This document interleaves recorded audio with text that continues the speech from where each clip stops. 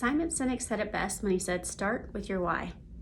This is one of my favorite books. It was impactful and it really changed my trajectory as a business professional and serial entrepreneur. Have you read his book? Start with why.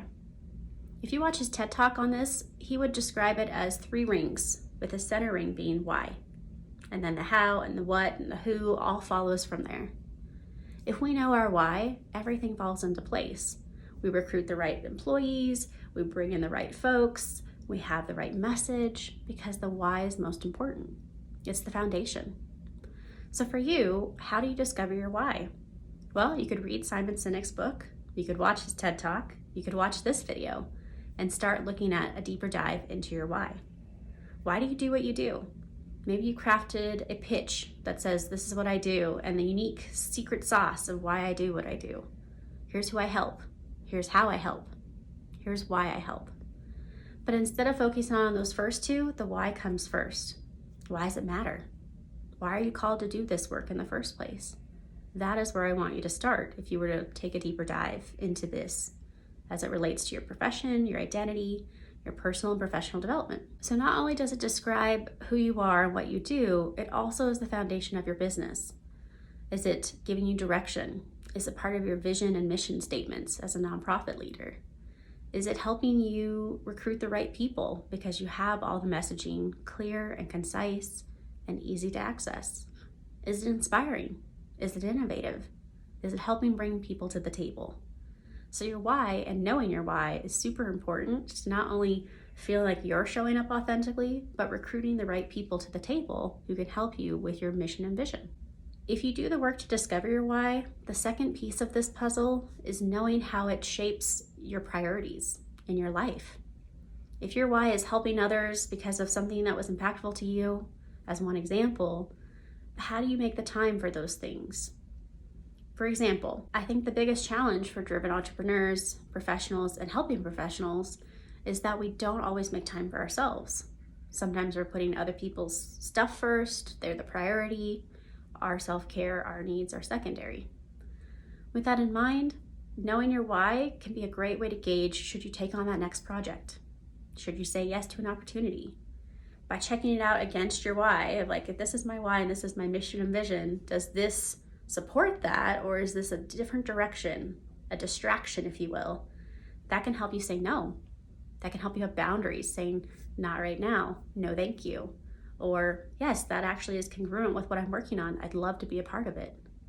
So that is the point of even knowing your why, is it can help you craft your next steps, your mission and vision, your team, but it can also give you permission to say yes or no to other opportunities.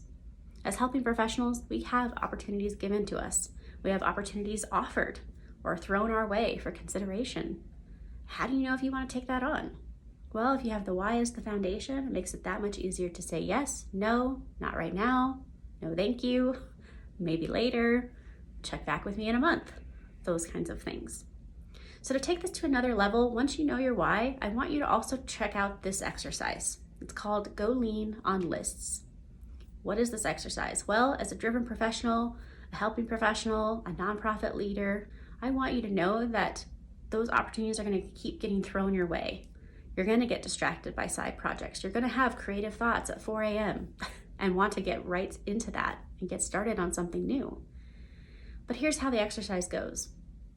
I want you to consider the next 6 months, and I want you to write down every single thing you'd like to accomplish in the next 6 months. Could be professional and personal. Maybe in the next 6 months you want to do a TED Talk. Maybe you want to build a new website. Maybe you want to take a family vacation for 2 weeks. Whatever it is, write it down. Now, if you're as driven as I think you are, maybe you have 10, 12 things listed for the next 6 months. What if I told you to narrow it down to your top 10 priorities? Which ones would you circle? Go ahead and do that now. Once you have those 10 priorities identified, this is the hard part. If those are truly your top 10, you don't get to add anything to this list, and you can't look at any of the other existing things on the list. They are not your priority. Therefore, they don't get your attention and your energy. So what happens? Well, if these are your true top 10 priorities and you have people throwing other opportunities at you, you have to keep those at the forefront of your mind. Maybe they're in your planner, maybe they're accessible on your computer, How do you make them visible to remind yourself to say no, or no thank you, or not right now to new opportunities? Because if these are truly your top 10 priorities, nothing else should interfere.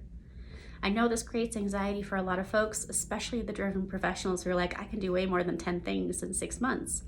But what happens is, by giving yourself permission, you have the chance to focus. Once you knock out one of those things on the top 10 priority list, you can happily add something back in. But it really is about narrowing your focus and giving you that creative energy, knowing that you're not getting distracted. So it blends beautifully with starting with why. If your why is identified and you have all these top 10 priorities that are related to that, and something else comes across your radar, it's that much easier to say no thank you and to really focus on your why and focus on those top 10. I hope this is helpful. Check out that exercise, give it a try, and see what your top 10 priorities are for the next 6 months.